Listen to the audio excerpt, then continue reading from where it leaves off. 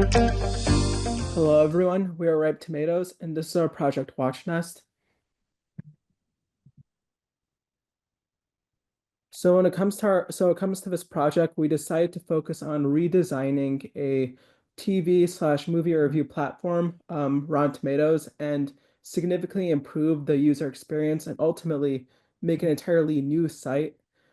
Our research tried to keep key features like reviews, ratings, and recommendations while also fixing some of the existing user pain points. So ultimately, this means creating a platform that helps users to trust the user reviews they see and to foster engagement by creating new social features and to enhance the personalization when it comes to recommendations and to simplify the user interface. So we conducted a literature review and we found that users often have problems with these movie review sites in that when it comes to finding the movies or reviews, they have to deal with poor filters and confusing navigations, which causes issues. And new users don't understand that the rating and review systems, and this makes them very frustrated and they become more untrustful when it comes to these platforms. And also, these platforms often have outdated design and they lack fun features. And this pushes users to go to new platforms instead. And important information like review scores aren't easy to see, and that makes it harder for users to quickly review movies or shows. And some of the keywords that we found were clutter and or clutter. It's hard to see because of the zoom, but you can see them on the side. So we did benchmarking. We looked at a variety of different competitors, so like Rotten Tomatoes, IMDb, Metacritic, and we looked at different categories such as the audiences, the review systems, the key features, and the strengths and weaknesses of these different sites.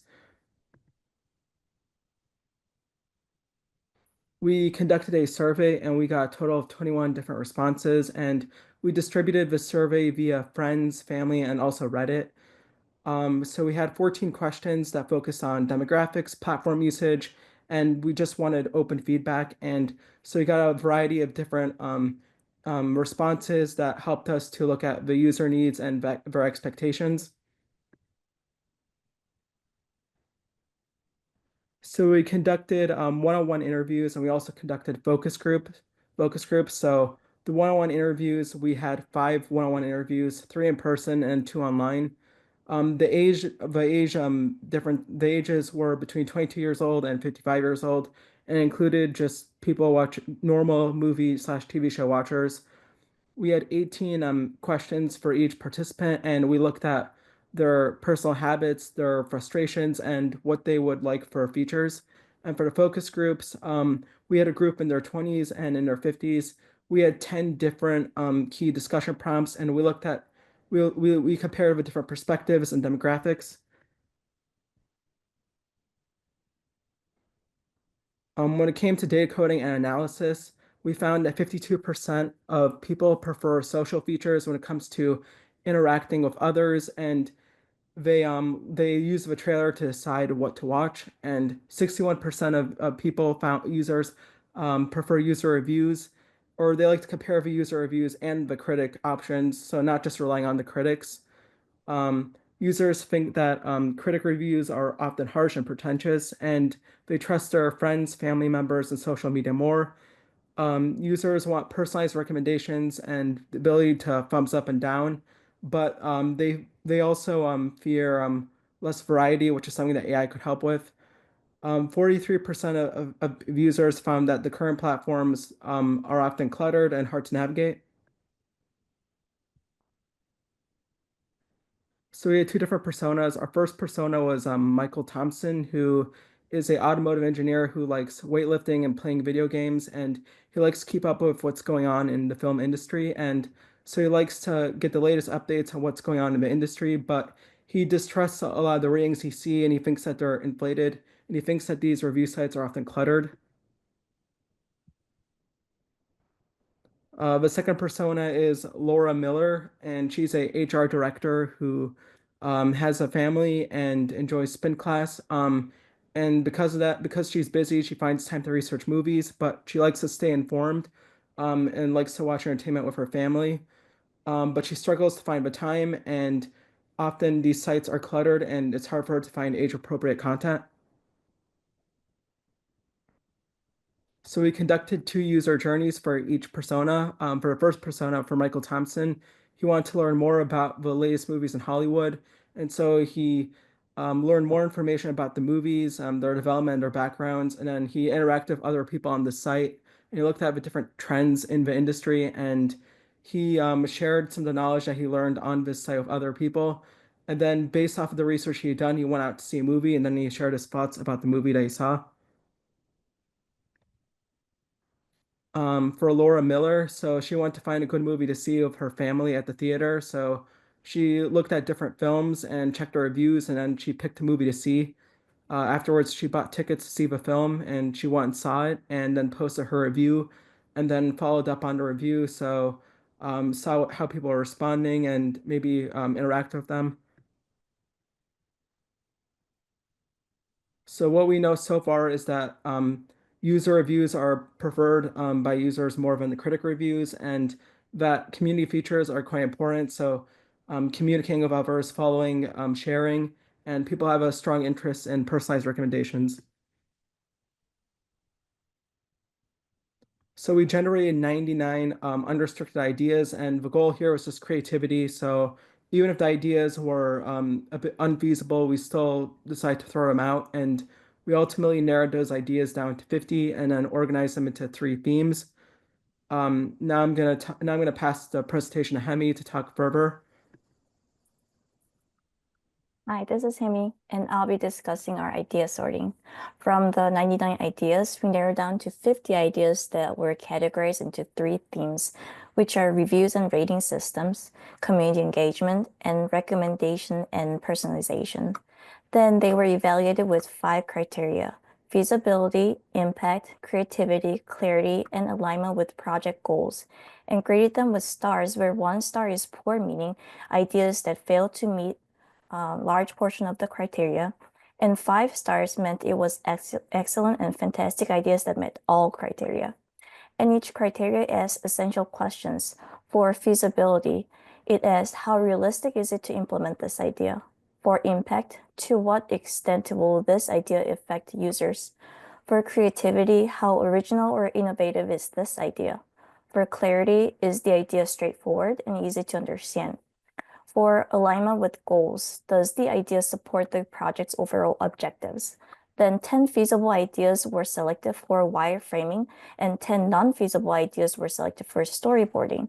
For example, at the bottom right, we are displaying a non-feasible idea, the spoiler guard that could have been nice to have, but the implementation did not seem promising at the time. Next, please.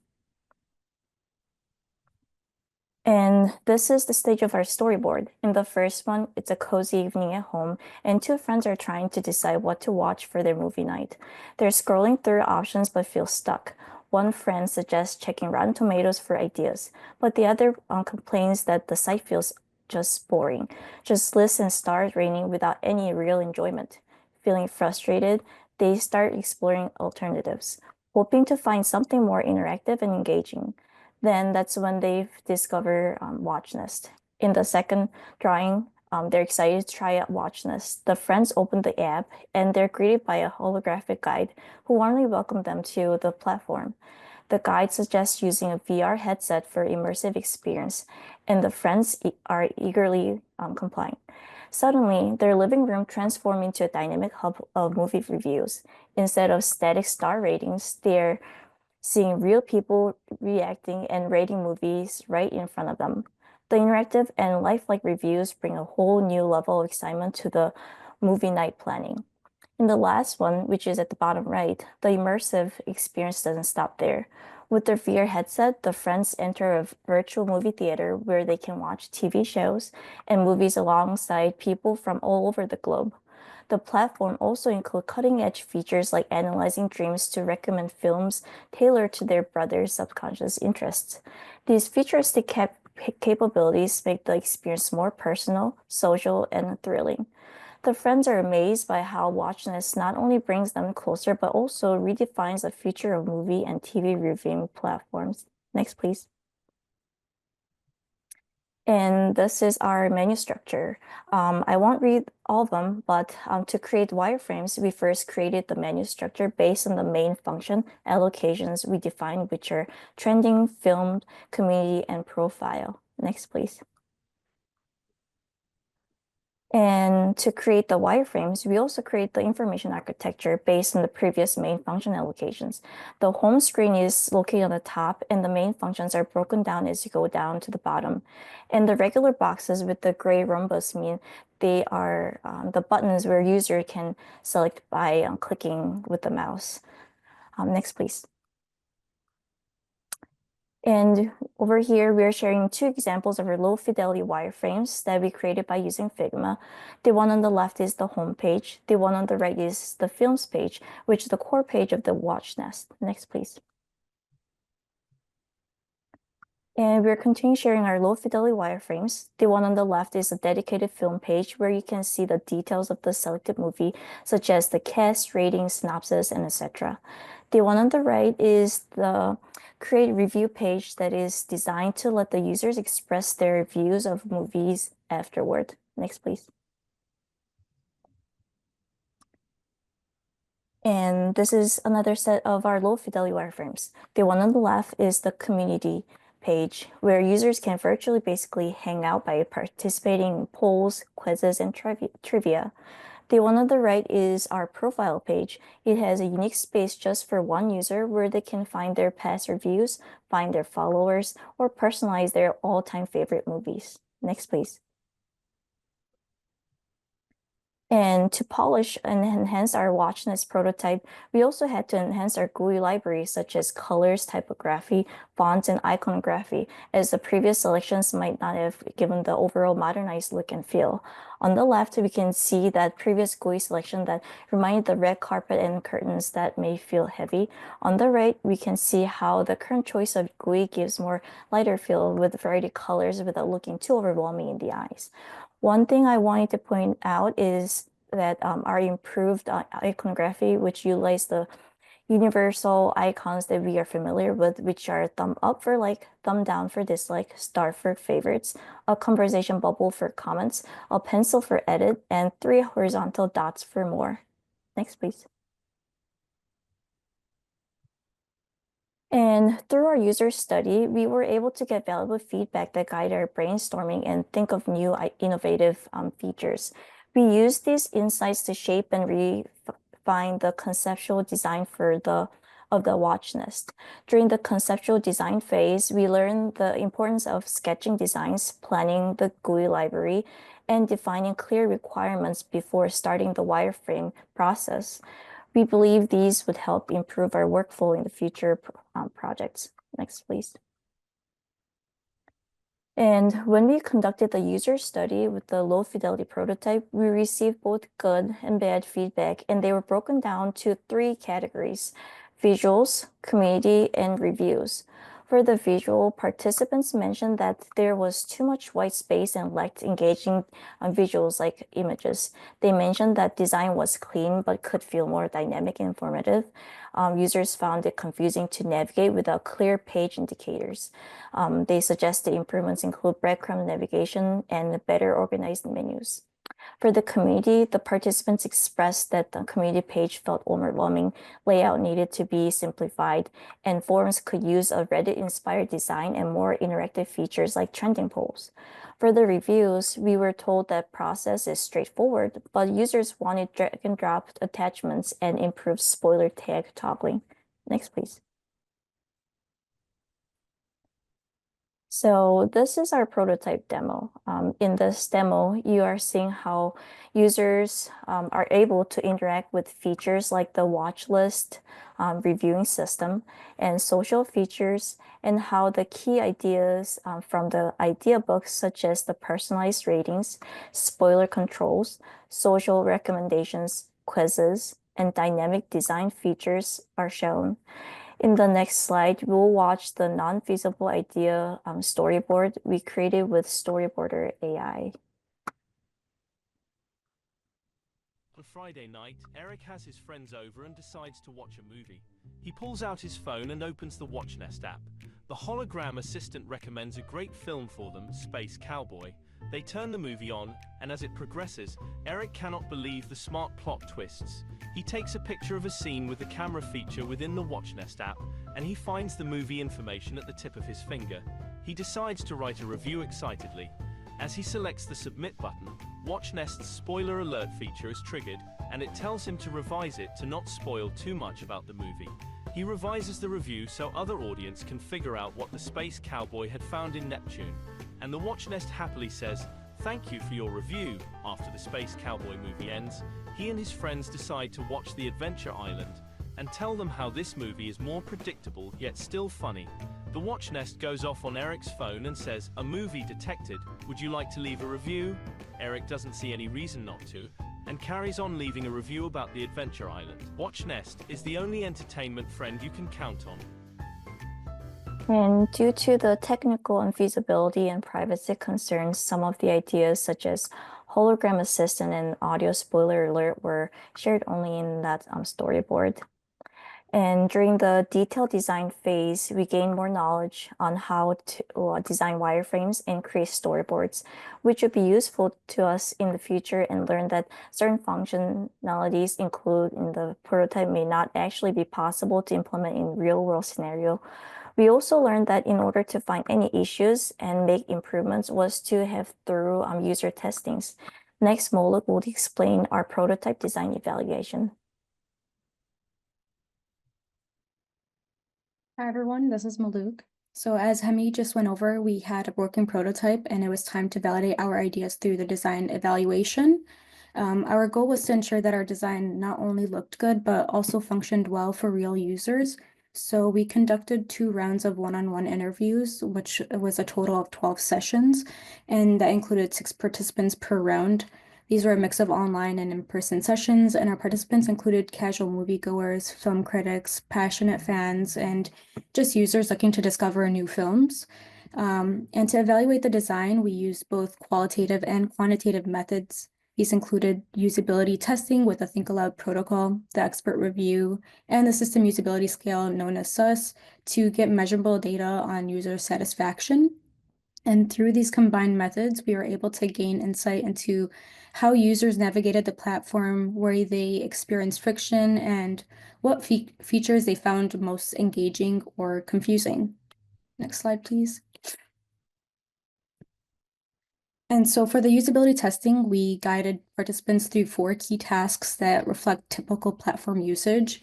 The first task being to find a movie and identify its genre, cast, release year, and the summary. The second task being to read existing reviews and write a new one for a specific film. The third task was to like a watch list, comment on a review, or participate in the poll in the community section. And the fourth task was to add a movie to your personal watch list. The participants completed these tasks while thinking aloud, which also helped us identify any pain points and the areas of confusion in real time. And we followed up with the system usability scale surveys and interviews to gather their impressions and the suggestions. Moving on.